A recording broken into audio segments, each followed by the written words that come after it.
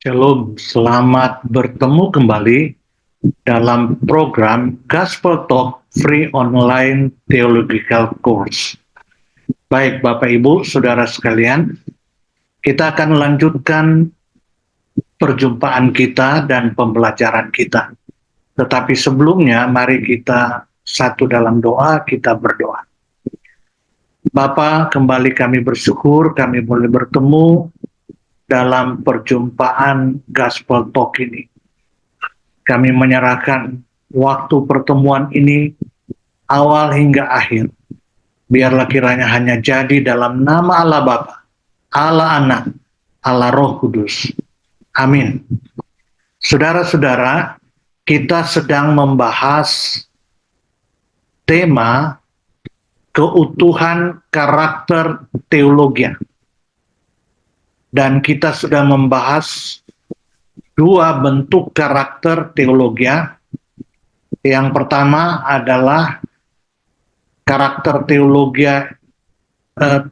itu harus berkarakter ortodoksi, ortopati, dan ortopraksi.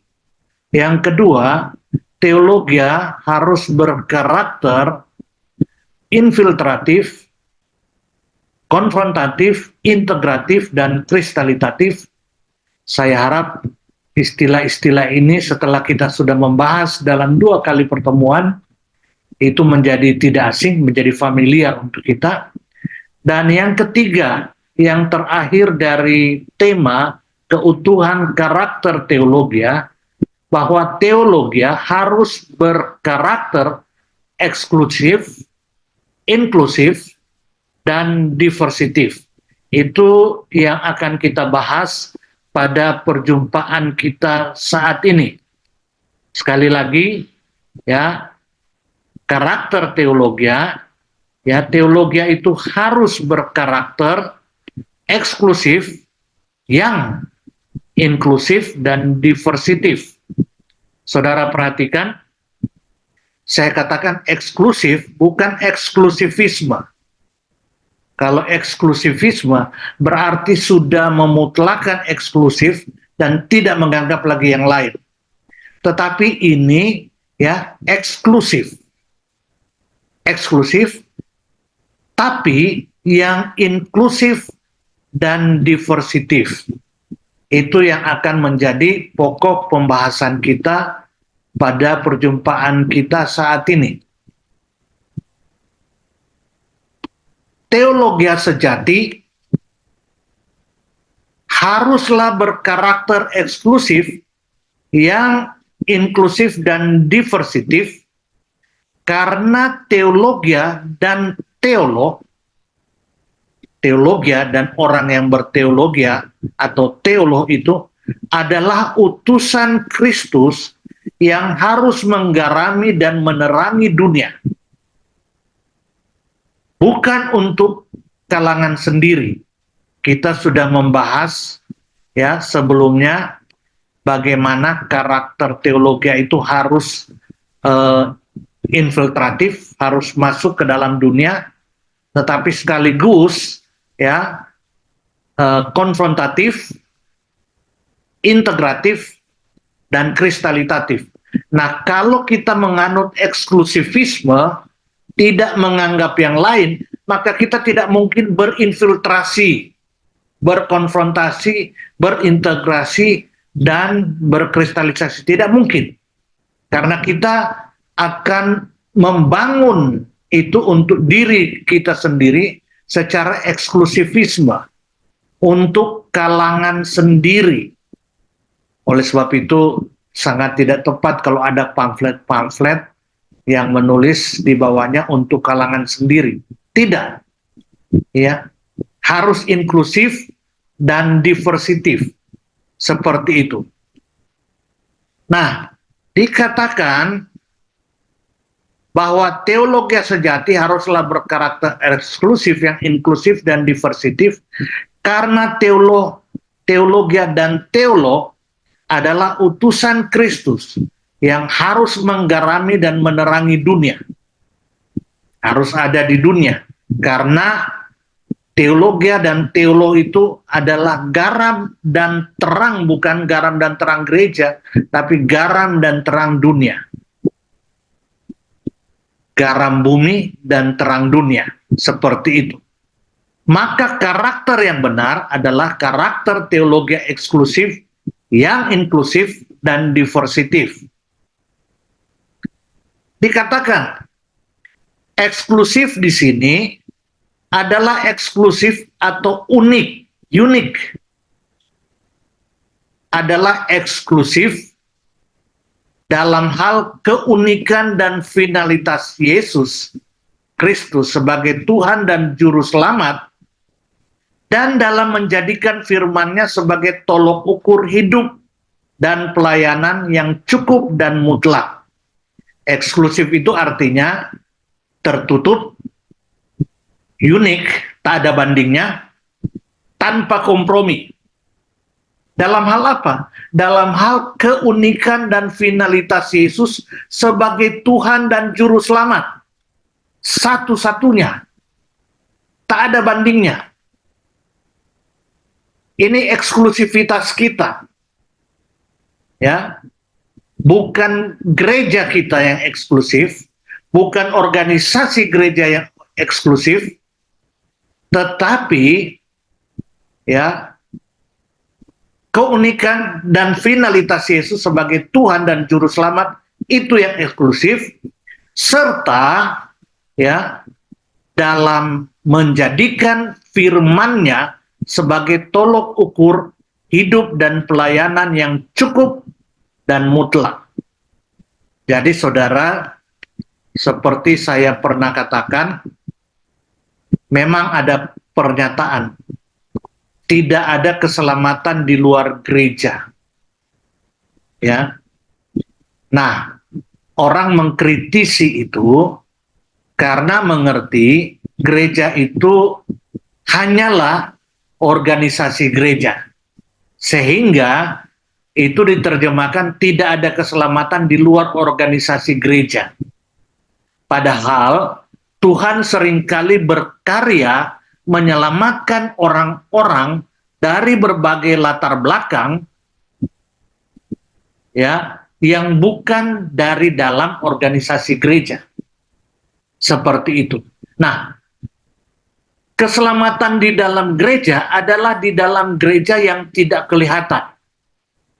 Jadi Martin Luther dan Calvin membagi gereja dalam dua kategori, gereja yang tidak kelihatan dan gereja yang kelihatan.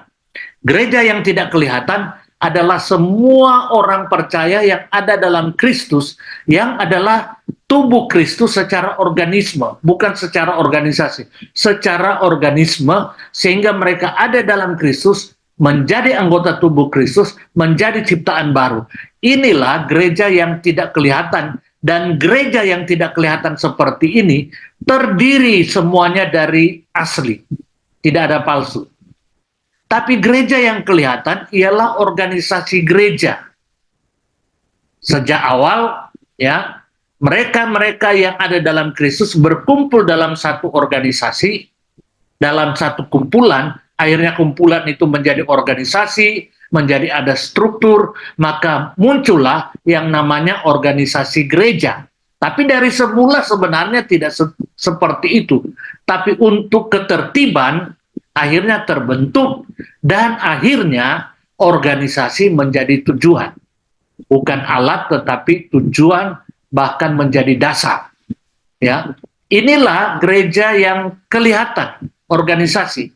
Jadi kalau keselamatan tidak ada dalam gereja, dalam pengertian gereja yang kelihatan, organisasi yang terdiri dari asli dan palsu itu, tidaklah seperti itu.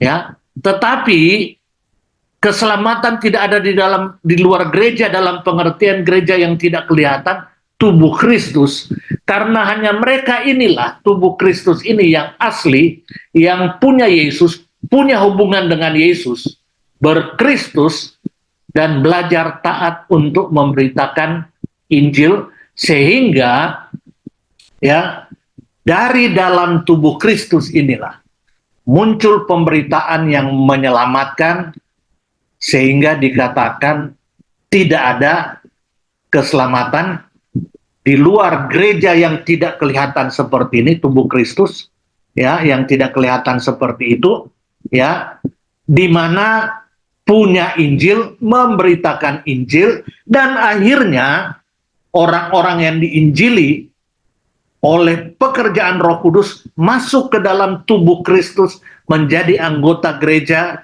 yang tidak kelihatan. Seperti itu. Jadi apa namanya, itulah eksklusivitas kita, ya, dalam hal keunikan Yesus sebagai Tuhan dan Juru Selamat, serta ketaatan pada firman, termasuk di dalamnya, ya, eksklusif dalam kebajikan kasih. Seperti itu. Mengasihi semua orang, bukan hanya mengasihi kalangan sendiri. Dan kasih seperti ini hanya ada di dalam Yesus. Kasih agape, kasih yang tanpa syarat, itu eksklusif. Karena itu merupakan buah roh, pekerjaan Roh Kudus, jadi itu eksklusif hanya di dalam Yesus dan oleh pertolongan Roh Kudus, seperti itu. Jadi saudara-saudara, sekali lagi, eksklusif di sini adalah eksklusif atau unik, adalah eksklusif dalam hal keunikan dan finalitas Yesus Kristus sebagai Tuhan dan Juru Selamat, dan dalam menjadikan firman-Nya sebagai tolok ukur hidup dan pelayanan yang cukup dan mutlak. Tapi eksklusif di sini karena tidak memakai isme, eksklusivisme, ya, sehingga memutlakkan, ya, tidak menganggap orang lain. Tapi eksklusif di sini adalah eksklusif yang inklusif, eksklusif yang inklusif, terbuka dan toleran, termasuk dalam aspek proklamasi maupun dalam aspek sosial dan kebajikan kasih, khususnya dalam aspek manifestasi penyataan umum Allah. Jadi saudara, eksklusif di sini adalah eksklusif yang inklusif, terbuka dan toleran. Karena apa saudara? Karena eksklusivitas kita adalah eksklusivitas yang inklusif, yang harus masuk ke dalam dunia, yang harus berinfiltrasi ke dalam dunia, yang harus menggarami dan menerangi dunia. Jadi bagaimana mungkin kalau kita eksklusif yang tidak inklusif? Tidak mungkin. Jadi karakter teologia dan teolog, orang percaya itu seharusnya teolog, ya, punya teologi, ya, itulah apa namanya eksklusif yang inklusif. Seperti itu saudara, ya. Eksklusif inklusif dalam hal proklamasi dan kebajikan kasih, ya, kebajikan sosial, seperti itu. Kita terbuka dan toleran, bukan untuk kalangan sendiri, termasuk Injil itu bukan kalangan sendiri, untuk kalangan sendiri, ya, untuk dibawa masuk ke dalam dunia, diinfiltrasikan. Tapi bukan saja proklamasi Injil, melainkan juga kebajikan kasih. Itu seperti dua sisi mata uang yang tidak bisa terpisahkan, antara proklamasi Injil dan kebajikan kasih, kebajikan sosial. Itu seperti dua sisi mata uang yang tidak bisa dipisahkan. Seperti itu. Saudara, seringkali terjadi pengkutupan, polarisasi, karena gereja jatuh ke dalam eksklusivisme. Ya, mereka hanya berpikir proklamasi, tetapi tidak berpikir kebajikan kasih. Sebaliknya kutub yang kedua, polarisasi yang kedua, hanya melakukan kebajikan kasih tanpa proklamasi.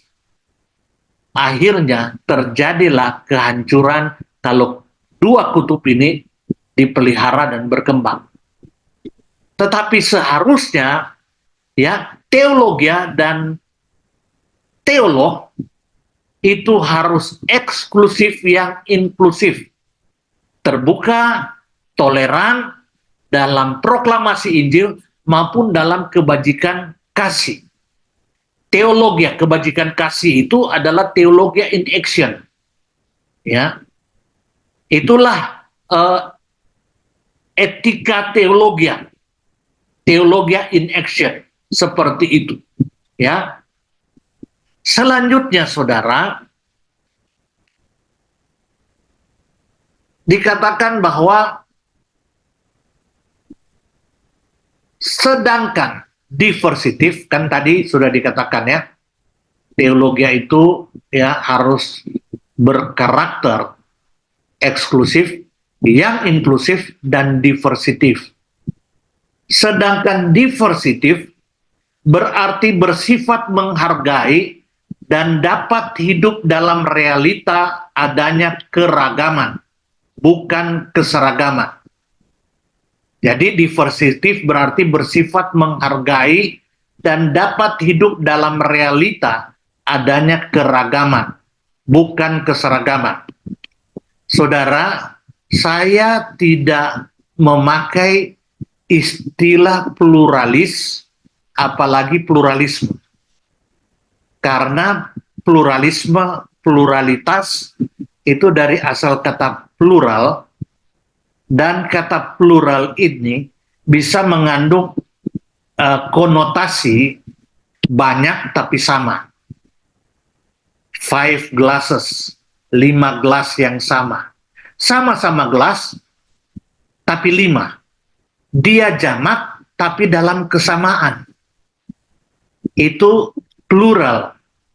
Kalau diversity, itu mutlak berbeda. Banyak dan berbeda. Kalau plural, banyak tapi sama. Atau paling tidak, ya, dapat berarti sama. Plural. Banyak, tetapi kemungkinan besar sama. Karena 5 gelas, 10 gelas, ya seperti itu. Banyak tapi sama. Tapi kalau diversity, itu berbeda, banyak, dan berbeda-beda, mutlak berbeda, beragam. Saudara, plural ini akhirnya menjadi pluralisme, melihat bahwa hanya ada kesamaan, tetapi dari banyak perspektif, banyak agama. Banyak agama yang berbeda-beda, tapi plural. Ya, banyak, tapi sama. Itu hanya perspektif menuju ke realitas ilahi. Itu plural. Tapi kalau diversity, banyak dan berbeda-beda. Mutlak berbeda, beragam. Sehingga lebih tepat sebenarnya kita ini diversity. Itu sebabnya sudah benar slogan negara kita, ya, Bhinneka Tunggal Ika, berbeda-beda tapi satu. Ya, unity in diversity. Ya, bersatu dalam keperbedaan. Itu yang benar. Kalau pluralisme itu bisa berarti banyak dan sama.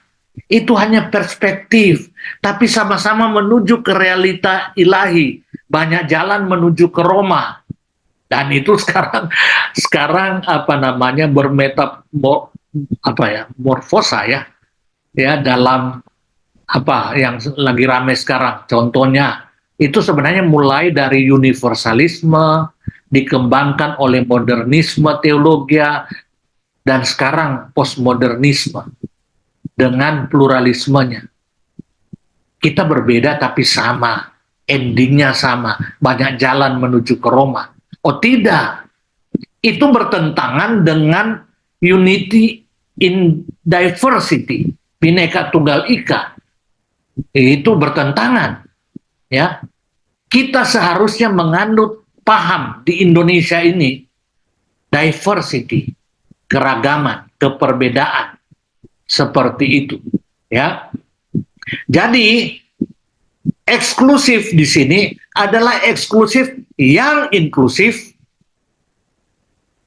ya, terbuka dan toleran untuk semua orang, seperti itu dalam hal proklamasi dan kebajikan kasih, tetapi juga diversity, menghargai perbedaan. Bahkan kalau proklamasi itu tidak diterima, tidak apa-apa.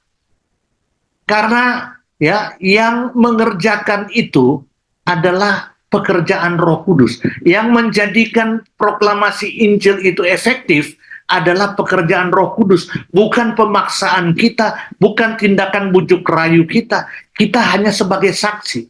Saksi itu tidak mempengaruhi, saudara. Ya, saksi ini hanya menceritakan apa yang diketahuinya, seperti itu. Nanti hakim itu yang memutuskan apakah itu berpengaruh atau tidak. Kita saksi memberitakan Injil bahkan sampai mati, tetapi kita tetap menghargai keragaman, tidak memaksa, apalagi menjadi diskriminatif. Tidak, ya. Oleh sebab itu, teologia dan teolog itu harus tetap eksklusif dalam hal keunikan dan finalitas Yesus, serta dalam hal ketaatan terhadap firman itu unik, ya. Tanpa kompromi, itu unik, itu tertutup, hanya ada dalam kita, tetapi eksklusif yang inklusif dan diversitif, ya, seperti itu. Dikatakan bahwa diversity atau keragaman serta kemajemukan di sini menunjukkan eksklusivitas dalam proklamasi Injil maupun eksklusivitas dalam aspek sosial dan kebajikan kasih yang tidak diskriminatif, yang menembus batas interest, dan yang secara pasti akan menjadikan teologia berhasil dalam berfungsi sebagai garam dan terang dunia, yang kehadirannya menyentuh dan dirasakan oleh dunia bagi kemuliaan Allah. Jadi tidak diskriminatif, menembus batas interest, batas ketertarikan kita, siapapun, ya, musuh sekalipun kita harus kasihi, ya, seperti itu. Keunikan dan finalitas Yesus sebagai eksklusivitas teologia dan teolog, Yohanes 14 ayat 6, kata Yesus kepadanya, "Akulah jalan dan kebenaran dan hidup. Tidak ada seorang pun yang datang kepada Bapa kalau tidak melalui aku." Hanya Dia jalan dan kebenaran dan hidup. Tidak ada seorang pun yang datang kepada Bapa kalau tidak melalui Yesus. Selanjutnya, Kisah Rasul 4 ayat 12. Dan keselamatan tidak ada di dalam siapapun juga selain di dalam Dia, Yesus. Sebab di bawah kolong langit ini tidak ada nama lain yang diberikan kepada manusia yang olehnya kita dapat diselamatkan. Unik, satu-satunya. Keselamatan itu di dalam Yesus. Seperti itu. Hanya Dia jalan. Tetapi juga dikatakan, karena itu selama masih ada kesempatan bagi kita, ada momentum, ada kairos, marilah kita berbuat baik kepada semua orang. Bukan untuk kalangan sendiri Injil itu, bukan untuk kalangan sendiri kebajikan kasih, tetapi untuk semua orang. Tetapi terutama kepada kawan-kawan kita seiman. Bagaimana kita bisa mengasihi orang lain, tapi tidak bisa mengasihi kawan-kawan kita seiman, berarti kasih kita untuk semua orang itu tidak tulus. Itu pencitraan, ya. Itu pencitraan, terutama kepada orang-orang seiman. Tidak mungkin kita mengasihi orang lain, tetapi kawan kita, saudara kita, ya, sesama seiman kita tidak kasih. Tidak mungkin. Itu kasih yang tidak benar, yang Paulus katakan itu bagaikan gong yang gemerincing, ya, seperti itu. Selanjutnya, saudara, dikatakan Matius 5 ayat 43 sampai 47. Kamu telah mendengar firman, kasihilah sesamamu manusia dan bencilah musuhmu. Tetapi aku berkata kepadamu, kasihilah musuhmu. Bahkan musuh harus berdampak teologi kita, berdampak kasih kita. Kasihilah musuhmu dan berdoalah bagi mereka yang menganiaya kamu. Karena dengan demikianlah kamu menjadi anak-anak Bapamu yang di sorga, yang menerbitkan matahari bagi orang yang jahat dan orang yang baik, dan menurunkan hujan bagi orang yang benar dan orang yang tidak benar. Ini berkat umum. Berkat umum itu diberikan kepada semua.